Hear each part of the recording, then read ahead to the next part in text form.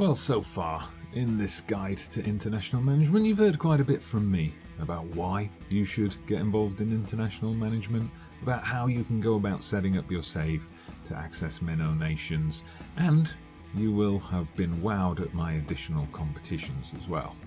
But for this video, I thought I'd give you a break from me and introduce you to some other content creators from around the Football Manager community who have also been known to dip their toes into international waters as well. I've asked them to share with us their top tips for how to run an international save. Little tips, little things you can do while you're playing the game in terms of picking your squad, in terms of arranging your tactics, in terms of finding players that you can use, just in terms of getting the most out of the game. So we've got tips from some YouTubers and some bloggers as well. I hope you'll enjoy them. But now over to my peers and colleagues. I hope you enjoy the tips. If you do, don't forget to hit that like button. Subscribe to the channel if you haven't done so already. Now let's hear from them.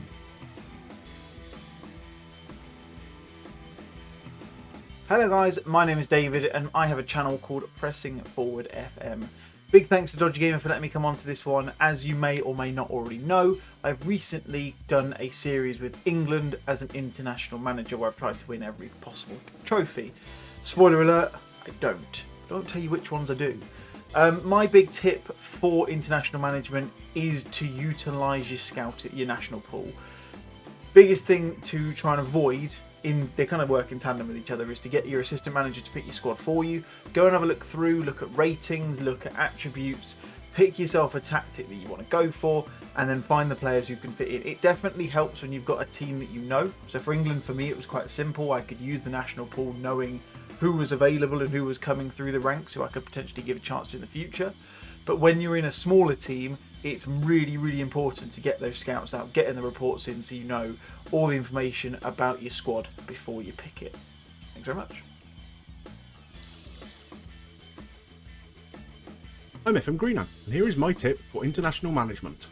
As a national team manager, you're always working with a limited pool of players, especially if you're with a mid or low ranked nation. Identify your standout 3 or 4 players, establish positions you can utilise them in best, and then build your team and formation around that. For example, with my Hungary team, the 3 key players are Szoboszlai, Orban and Gulacsi. Gulacsi is the goalkeeper, so that's easy, but set the role for his most effective one.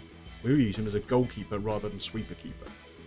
Orban is centre-back, likes to be a central defender on defend, so we set him in that role. We then look at who can play alongside him, not who is the best centre-back on paper, but who can complement him, maybe as a ball-playing defender or cover, depending on the opponent. Szoboszlai is our creative player, and we will need to use him to our best advantage, playmaker or mezzala. Our best wide midfielders prefer to play as inverted wingers, so using Szoboszlai as mezzala favours his game but also suits the abilities of those around him. Szoboszlai likes to play killer balls.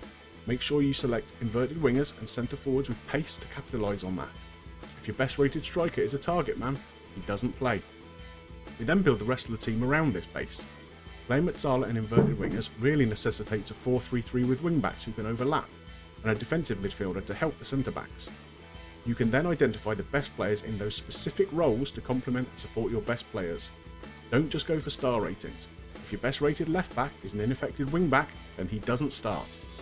I hope you find that helpful. Bye for now. Hey guys, my name is Jochen aka Leyodemus. I am 38 years old and born and raised in Belgium. I only started out making YouTube content in March of 2020, but if you are interested in a fun approach to the game of Football Manager, feel free to stop by and check out my channel. Now, the one tip I will give you as far as international management goes is this. Part 1 of the tip is mirror your tactical complexity to the skill level of your squad. What I mean by that is, for example, we have Norway here. It's not the best squad, so I am keeping my tactics pretty simple, but part 2 of the tip, if you have star players, focus your play on them.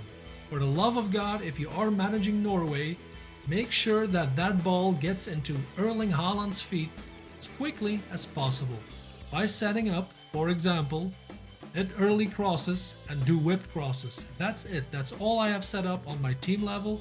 For example, my wingers on individual instructions: cross more often, cross from deep, cross aim at my target man, and guess who that is. So guys, I really hope that tip makes sense, because it would be a massive shame if you are managing Canada, for example, and you are not using the left side of the pitch as your main focus, because you have Alphonso Davies and Jonathan David right next to each other. I mean, come on. Use that tip, thank me later, and I hope to see you very soon. Hello Dodgee Gamer viewers, my name is Gray Hair Gaming. I've been making FM content for about 4 years now. I'm just shy of 6,000 subscribers, so I'd love if you'd come over and hit that subscribe button and stay a while. Dodgee's asked me to give you one of my tips on international management. He and I have a kindred bond about doing random international series. I did one with the US men's national team last FM, and I started this FM with a Scotland FM21 live stream. So my tip for you is, when you go to your national pool, so your national pool is all the potential players that could come into your squad that you could call up for a friendly or a tournament. But you'll note here, the national pool is 150. My friends, there are more than 150 players with a Scottish nationality, or, also important, second nationality. So here's the tip. You go to the scouting screen, you go to player search. Up here, you go nation of birth or second nationality, and you got to make sure this is an or statement here. Here's how you get these two. You come down here to general, and you got nation of birth here, and you got second nationality here. So whatever nation you are representing in your save, pick that and hit the, it's got to be or, because the default here is and. So you're not going to find any players that were nation of birth Scotland and have a second nationality of Scotland. That doesn't make any sense. So it's an or statement. Hit OK. Now you have 3,393 players to choose from. You can send your scouts to go look at them. If they look good, then you can add them to your national pool. Now you might be wondering, why would you want to do this? Aren't all the best players already in the national pool? And the answer to that question is not really. And it kind of depends on the nation that you're managing, because, you know, in the US, we have a lot of dual nationals. So there are some players that have some obscure, you know, that you wouldn't think have a dual nationality with the United States. Yunus Musa is a great example of this, playing for Valencia. No one was really talking about him for the US men's national team, and all of a sudden he pops up in a national team camp because he's got nationality through some sort of family heritage to the United States. So that's why you want to do it, because just because the national pool comes pre-stocked with players doesn't mean, like, you may have read a news report in reality about a player out there that has, you know, in this instance, Scottish nationality that currently isn't part of the setup, so that you can go scout that player, and if they're really good, add them into your squad. So that's my tip for you. Good luck. Dodgee Gamer, great to see you. You're after some tips for managers of smaller international sides. Well, I've got a tip for you. Learn from my mistakes.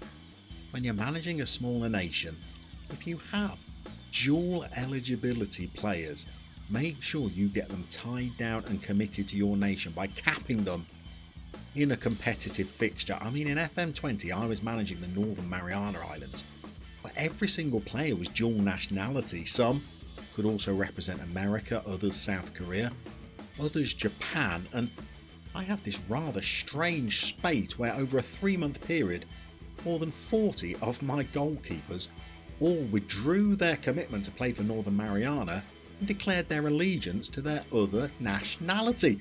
I was left with about 9 goalkeepers on the entire islands that I could choose between, and they were the ones that I'd given caps to in fixtures that actually tied them to playing for the Northern Mariana Islands and made them ineligible for their dual nationality nation. So, to make sure you don't lose those little gems when you find them and you get their commitment to play for you, get them capped in a competitive fixture to avoid the heartbreak of losing them. Hello Dodgee Gamer fans, I'm Mr. Spaceman. So I'm gonna share with you something I picked up while doing my Tigers of Asia save with Jeju and South Korea's national team. It's something that kind of very basic. The most important thing is when you're managing a smaller nation, make sure you don't just simply sort by value, because a lot of the times when you sort by value, they are the higher reputation players and you're going to be missing out on a lot of good players. So for example, sorting by value would give me a player that Kim Jin-soo is much better than my best left back Hong Chul. And if you compare those two, that's not necessarily the case. I think Hong Chul is better, but the game thinks that, look, Kim Jin-soo is valued twice more than Hong Chul. Therefore, you'd think Kim Jin-soo is a better player. But no, because value comes from reputation and wages. And as you can see, Kim Jin-soo plays for Al Nassr, earning 28,000 a week, and that's why his value is bigger. So yeah, take your time, take a look through all the players you have, take a look at positions, and find those better players, because you may go to the smaller leagues and find that there's actually good players. Hi, my name is MyFM Story. I decided that FM21 would be the year I'd give international management a real go. I created a character called Oliver Southgate, a distant relative of Gareth, who started unemployed and with basic coaching badges. As it turned out, you don't need coaching badges to manage the top nations, just experience. I started the journey in New Caledonia before climbing the ladder to the top. In the end, I didn't complete what I set out to achieve, but hey, sometimes it's about the journey, not the destination. I've written about the save over on my website, www.myfmstory.com, so please go check it out. Doing this save, I learned a lot about international management. My top tip would be this: set up as many friendlies as you can. International management doesn't give you as many opportunities as club management to build a tactic and tweak it to make it work for you. You need to hit the ground running, so arranging friendlies will allow you to see if the tactic you chose works or needs tweaking quickly. You also need to make sure you're on extended highlights, so you can observe your wonder tactic at work and see what needs changing. It'll also allow your players to learn the tactic quicker, so when the tournament comes around, you are ready. Hello ladies and gentlemen, Zebu Nation here with my pro tip for international management, which is club management? Okay, hear me out here. During my times as an international manager, I found it much more rewarding if I have some kind of influence over the quality of football in the nation that I'm managing. And in order to do that, the best way I've found is to take a top club in that nation and manage that as well as the national team. Because when you have a top club at your disposal, you have so many more resources that you can use to improve the state of football. You can do things like you can improve the entire nation, and then, you know, in 4, 8, 12, 16 years, you could take a small nation and they could actually compete at some of the higher level tournaments. And it won't be sort of a fruitless endeavor. So there you go. There's my top tip. Take a top club in your nation, manage both teams, and then in that way improve the life and quality of everyone in your nation. How about that? So, Zebu Nation signing off. Goodbye. Okay, I'm sure you'll agree we had there some very useful tips to help you get the most out of your international saves. And thank you to everybody who contributed. You can find links to all of their channels down in the description of this video. If there's one more tip I can add for you to enjoy international management on Football Manager 2021, it seriously is to go and check out all of their content, especially their international management content. Just go and watch them. You won't regret it. Tell them Dodgee Gamer sent you.